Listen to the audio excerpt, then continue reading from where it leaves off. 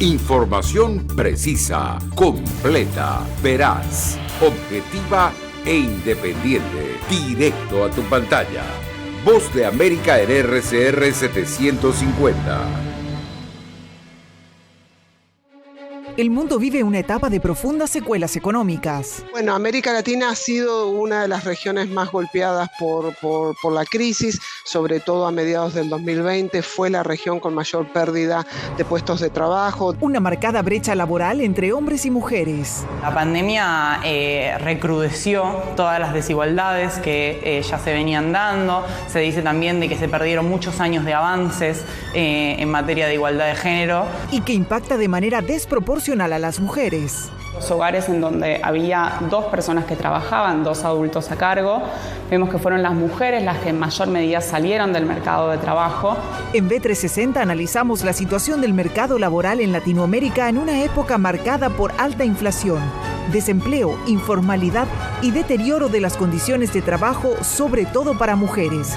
¿Cuáles son los factores que impulsan este panorama y qué hacen los gobiernos para contrarrestarlo?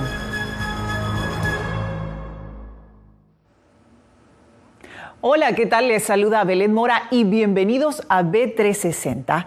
En Latinoamérica, expertos apuntan a que la pandemia dejó profundas secuelas sociales y económicas. Un reciente informe da cuenta que el desempleo y la informalidad siguen marcando un serio desafío en la región y dentro de esta variable, las mujeres registran importantes retrocesos en su situación laboral. ¿Qué motiva esta brecha de género y sobre todo qué se hace para contrarrestarla? Veamos.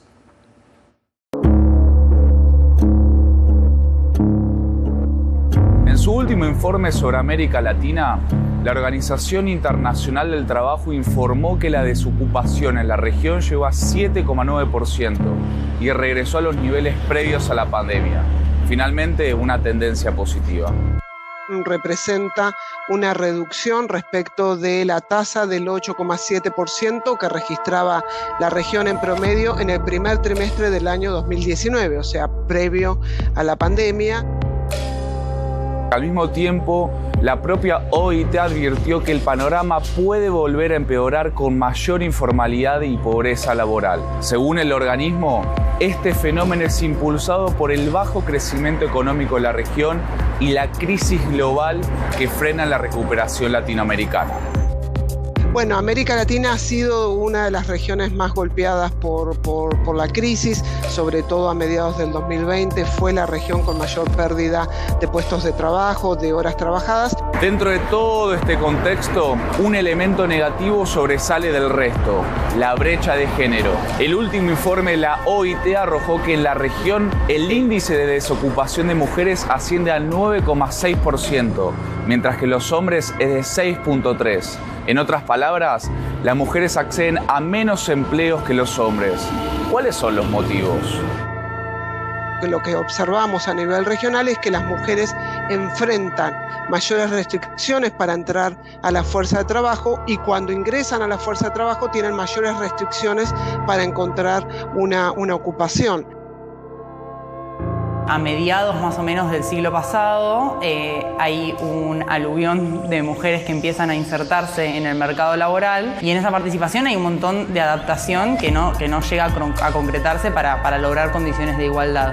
Principalmente el hecho de que este aumento en la participación no se da en consonancia con una redistribución de las tareas de cuidados. Durante la pandemia, la inequidad laboral por cuestiones de género se profundizó y en el mundo más de 2.400 millones de mujeres en edad de trabajar dejaron de tener las mismas oportunidades económicas que los hombres, según estadísticas publicadas por el Banco Mundial. La pandemia recrudeció todas las desigualdades que ya se venían dando. Se dice también de que se perdieron muchos años de avances en materia de igualdad de género. Y mientras antes una familia con hijos podía llevar a sus hijos a un espacio de cuidado, a un jardín, a la escuela, o lo podía cuidar otro familiar, un abuelo, abuela o algún otro miembro de la familia, esas estrategias se desarmaron completamente y fueron las mujeres quienes al interior de los hogares debieron afrontar esas necesidades. Entonces lo que vemos es que, sobre todo en los hogares en donde había 2 personas que trabajaban, 2 adultos a cargo, vemos que fueron las mujeres las que en mayor medida salieron del mercado de trabajo. Sobre todo pensemos que los sectores más golpeados por la pandemia, que es el turismo y el servicio doméstico, están feminizados, emplean muchas mujeres. Mayoría en las universidades, pero minoría en el empleo. La Organización del Trabajo identificó que las mujeres jóvenes son las que más dificultades tienen para acceder a un empleo e incluso duplican la tasa comparada con los hombres adultos. Lo que vemos es que las mujeres son mayoría en la universidad, por ejemplo, pero son minoría en el mercado de trabajo. Entonces, de alguna forma, su trayectoria educativa no se refleja después de igual manera en su trayectoria laboral. Pero si de falencias hablamos, al desempleo hay que sumarle la informalidad, otro de los males que afecta más a las mujeres que a los hombres. Según los estudios de la Organización Internacional del Trabajo, para fin del 2021, 1 de cada 2 trabajadores en América Latina tenía un empleo informal, y de esa cifra la mayoría eran mujeres. La informalidad laboral sigue siendo una de las características más importantes de los mercados de trabajo en toda la región. En Argentina y en América Latina lo que tiene la informalidad es que es un fenómeno estructural. Esto quiere decir que responde a una matriz productiva que es heterogénea y que hace que una gran parte de la población no pueda acceder a empleos de calidad o a la protección social y a otros derechos. Ese 50% de informalidad promedio es del orden del 80 o 90% en el caso del servicio doméstico. Entonces, claramente es un sector con fuerte concentración de informalidad laboral y que afecta a ciertos grupos de trabajadores en particular. En el caso concreto, mujeres de bajo nivel educativo. Chile, Argentina, Colombia y otros países de la región empiezan a impulsar medidas para terminar con esta desigualdad, aunque la rueda parece moverse muy lentamente.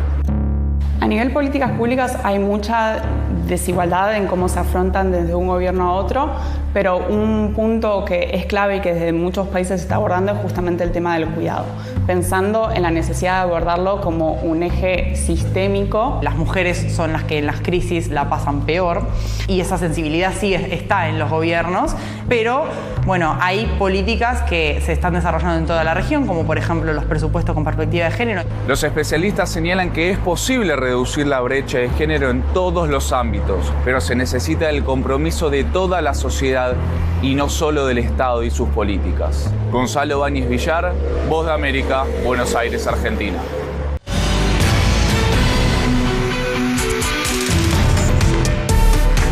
Seguimos en B360 y tras las crisis sanitarias de los últimos años, repunta ahora un tipo económico que amenaza con descalabrar las economías mundiales.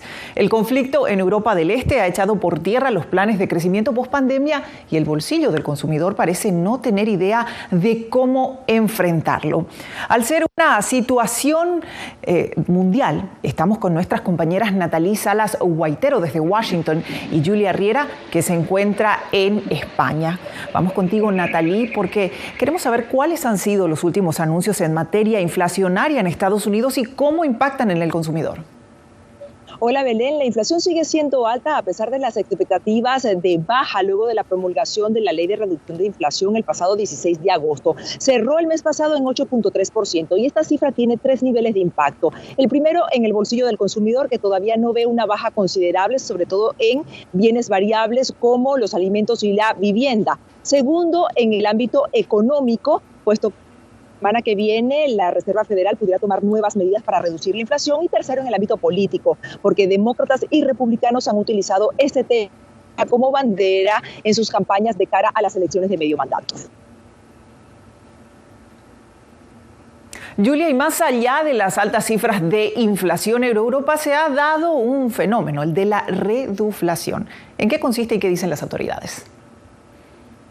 Sí, Belén, la reduflación es un fenómeno económico a través del cual se reduce la cantidad de un producto determinado, pero el consumidor sigue pagando el mismo precio. Por ejemplo, si antes comprabas un paquete de jamón como este de aquí a 2 euros, ahora lo comprarás por el mismo precio, pero habrá menos cantidad de jamón dentro del envase.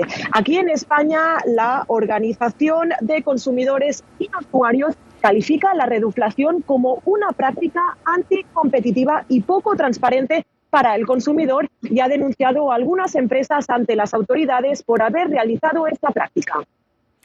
Natalie, otra amenaza se avecina con posibles huelgas. ¿Qué dice la Casa Blanca?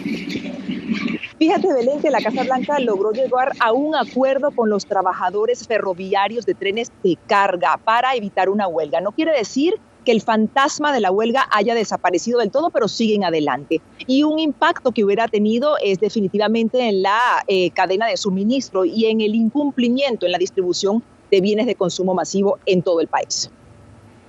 Julia, y finalmente, ¿cómo encara Europa la próxima llegada de bajas temperaturas con una crisis energética provocada por la guerra en Ucrania? Belén, aquí en Europa continúa la incertidumbre a medida que se acerca el frío, a medida que se acerca el invierno. Los países llevan meses tratando de buscar soluciones para hacer frente a esa crisis energética. La Unión Europea recientemente propuso limitar los ingresos de las empresas que obtienen energía a bajo coste para, con estos ingresos, apoyar a los países que más lo necesitan. Y el bloque también anunció la creación del Banco Europeo del Hidrógeno para garantizar la obtención de esta fuente energética. Julia, Natalie, muchas gracias por su reporte. Y bueno, siguiendo en materia económica, nos vamos a Venezuela, precisamente donde el volátil aumento en el precio del dólar sobre el bolívar revive el temor de los ciudadanos de entrar nuevamente en hiperinflación, un fenómeno económico que ha sido controlado en enero de este año. ¿Qué piensa el gobierno y los ciudadanos? Veamos. Tan solo en el último mes, el precio del dólar subió cerca de 40%, lo que puso nuevamente de cabeza a comerciantes y consumidores. Porque lo que me costaba hace 20 días $1, hoy me cuesta 1.75. Entonces ha aumentado todo y el poder adquisitivo de la gente no alcanza.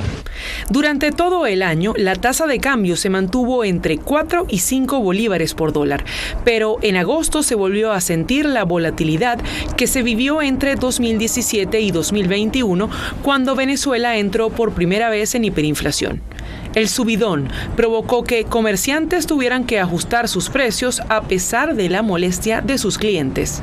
Yo en este caso trabajo de lunes a lunes para medio comer. Esa es la gran verdad. ¿Por qué? Porque las personas no tienen cómo comprar. Y si no vendo, no tengo ganancia tampoco. Venezuela salió de la hiperinflación apenas en enero de este año, siendo la segunda más larga en la historia después de la que experimentó Nicaragua. Y ante los vientos que soplan, expertos afirman que volver a ese escenario no es descartable. Ese es un riesgo que puede estar más cerca de lo que queremos y eso se debe a la forma en que se ha logrado salir de la hiperinflación. Dado que nosotros no podemos hacer automáticamente un rescate de la confianza en el bolívar y todo el mundo sigue buscando dólares, yo lo que voy a hacer es restringir la cantidad de bolívares disponibles. Y en eso llevamos 4 años. Eso ha costado acabar con el crédito y sin crédito no hay producción suficiente ni crecimiento en ninguna parte del planeta. Entonces se ha restringido el crédito severamente, se contrajo el gasto público con una disciplina muy fuerte. Pero el músculo de la estrategia gubernamental se basa en los ingresos petroleros y, si no se recuperan, será muy difícil mantener a raya la inflación, según la economista Tamara Herrera. Sin embargo, desde el Palacio de Miraflores, las proyecciones siguen siendo positivas.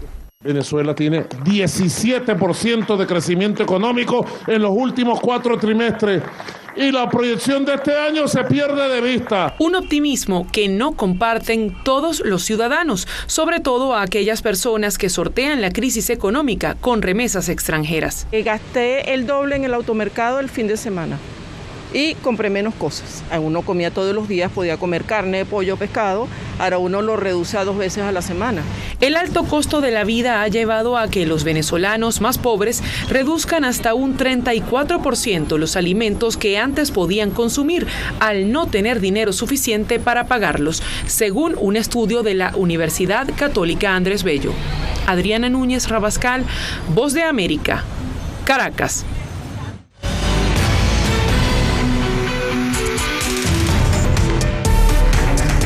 de la reina Elizabeth II ha acaparado titulares desde su anuncio. Ciudadanos del Reino Unido y el mundo le dan el último adiós a la monarca. Desde Londres, algunos hispanos viven la cercanía con la realeza y el amor de una nación a una mujer que dedicó gran parte de su vida al servicio de la gente.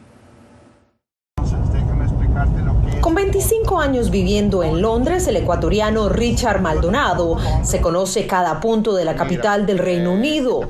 De profesión taxista, ha explorado en su totalidad una de las ciudades más antiguas de Europa y entre sus historias destaca haber tenido como pasajero a uno de los miembros de la realeza. Hace unos 6 años atrás, yo estaba dirigiendo el taxi cerca del Palacio de Buckingham y un señor solo me paró, me dijo que pare aquí, me dijo que por favor si yo puedo entrar al palacio. Entré al palacio, me dejaron entrar, chequearon todo lo que es el taxi y todo para por si acaso no hay alguna cosa o algo. Entré y para mi sorpresa el príncipe Harry con 2 personas más. Y bueno, yo me quedé sin palabras, no sabía qué decir, ¿eh? El destino del príncipe, un club cercano al palacio. El príncipe Harry conversó conmigo y me preguntó, me dijo, excuse me, Mr. Taxi Driver. Y yo, ¿qué? ¿Sabe dónde está el club? Le digo, sí, claro que sé. Me dice, usted tiene un acento diferente, ¿de dónde es? Richard recuerda que el príncipe fue muy amable y conversador durante esos pocos minutos de interacción. Con la muerte de la reina Isabel II, hispanos como Richard recuerdan a la familia real, sus contribuciones, anécdotas y el legado histórico de la monarca más longeva del país. Pues es una experiencia única, la verdad que no nos los esperábamos, pero es un gran preparativo. Pues sí fue algo impresionante porque en México no tenemos reyes, ¿no? Entonces uno podía pensar en temas políticos que es como la gente muy indiferente, pero no, la gente de verdad viene muy sentimental, viene muy triste, viene con mucho cariño a dejarles. Sí me sorprendió mucho, la verdad, muy sorprendida, para positivo. Ay no, yo creo que era mucho amor y mucha devoción hacia ella porque no sé, yo no me imagino estar haciendo tanta fila y tanto esperar ahí con este clima que hoy nos tocó lluvia y luego que hay mucho calor, no, qué condiciones tan extremas. Si bien el periodo de luto oficial termina con el funeral de la reina, la familia real continuará guardando su respeto durante una semana más. Celia Mendoza, Voz de América, Londres, Reino Unido.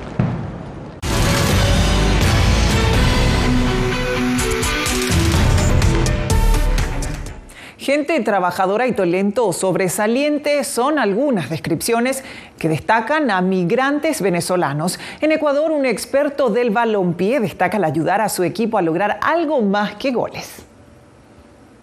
Hoy nos acompaña uno de los técnicos. Todos hablan de César Farías en Ecuador. El reconocido entrenador de fútbol venezolano, exdirector técnico de la Vinotinto y de la selección de Bolivia, vive sus mejores momentos en la Liga Pro del país. Invicto tras 15 contiendas, mantiene lo más alto de la tabla de posiciones al Sociedad Deportiva Aucas, club que ahora dirige y que por cierto es uno de los más populares. El éxito se mide en distintos aspectos. Yo lo que sí sé es que soy un hombre feliz familiarmente, profesionalmente me siento muy feliz con la carrera que he podido desarrollar y después dejo que los demás juzguen lo que crean realmente que es exitoso o no. Originario de Guiria, una pequeña población del estado Sucre en el oriente venezolano, César nos cuenta que corrió con una suerte inesperada a su llegada a Quito. A pocas horas de instalarse, tuvo que ponerse a trabajar. Tras exhibir su talento profesional en al menos medio centenar de países que ha visitado por razones personales o profesionales, es consciente de lo que representa hoy en día la migración de sus compatriotas. Según datos de la plataforma R4B de Naciones Unidas y cerca de 200 organizaciones, al menos 6.800.000 venezolanos han abandonado su territorio. La inmigración es difícil, no es fácil, porque primero tienes que estar acostumbrándote a nuevos hábitos, tienes que acostumbrarte a nuevas sociedades, algunos tienen que traspasar las barreras del idioma, otros tienen que que trabajar en otros ámbitos que no eran su profesión. Hay personas que la emigración es por necesidad y las dificultades que pasan, uno lo ve en los distintos países por los que pasa, no solamente los que trabajan, sino en los que compiten, y ve gente que inmediatamente por la fisonomía, por el acento, se da cuenta que es venezolana. Y duele. Y duele. Un sentimiento que ha revivido en países como Colombia, Bolivia, Ecuador y Perú. Algo que lejos de amilanarlo, le ha permitido entender mejor el fenómeno migratorio que sufre la región. Muchas veces he saludado a algunos que no se dan ni cuenta de quién soy y que me permiten a mí acercarme y conversar y escuchar su testimonio sin que sepan quién soy y poderle dar algo de aliento, ¿no? Y con la migración masiva viene la xenofobia, algo que César califica como un problema promovido por la ignorancia. La emigración no justifica la delincuencia. Y cuando hay olas migratorias también llevan de todo. Esto es desde la época de la conquista. No te determina del lugar donde estás como eres. O sea, no todas las personas por una nacionalidad o no, tú lo puedes juzgar. En todos los lugares del mundo hay gente buena y hay gente mala. Hay gente buena y mala en Venezuela y hay gente buena y mala en los otros países. Venezolano de nacimiento, ahora se considera un ciudadano del mundo que continúa con su carrera en el deporte rey con un solo objetivo: dar por primera vez un título nacional al popular Aucas ecuatoriano. Y si bien estos exitosos 4 meses en el equipo lo mantienen residiendo en la denominada mitad del mundo, dice que aún no sabe lo que el destino le pueda deparar.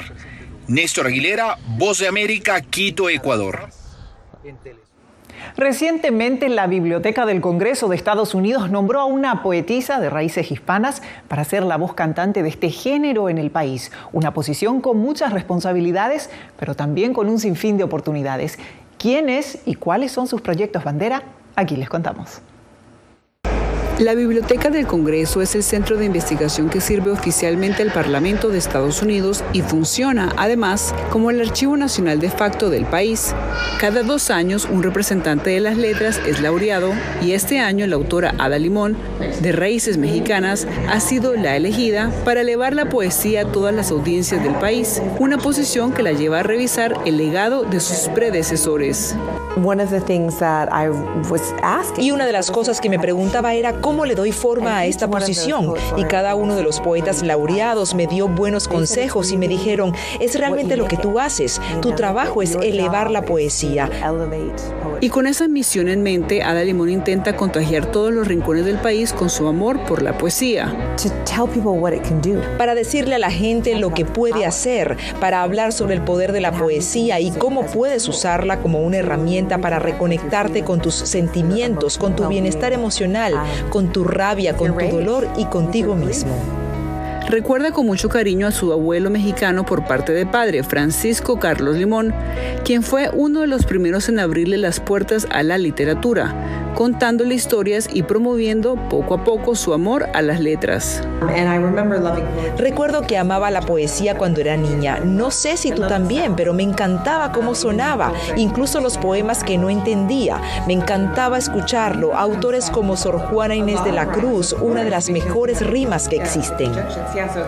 Sin embargo, su camino al éxito estuvo lleno de tropiezos y cuestionamientos sobre cuál es el camino correcto a seguir en su búsqueda de pertenencia. Creo que, como muchos artistas, mi viaje no fue en línea recta. Creo que hubo muchos momentos diferentes en los que pensé: oh, esto es lo que debería ser. Esto es, sabes, que siempre estás tratando de encontrar dónde perteneces. Ada Limón dice que intentará balancear su tiempo y labor entre la Biblioteca del Congreso y mantenerse fiel a ella misma como ser humano y artista. Espera que a través de su ejemplo nuevos artistas tengan el valor de perseguir sus sueños y sobre todo de difundir la palabra a través del arte de la poesía. Cristina Caicedo Smith, Voz de América, Washington. Hasta aquí B360, les informó Belén Mora. Hasta la próxima. Radio Caracas Radio presentó Voz de América.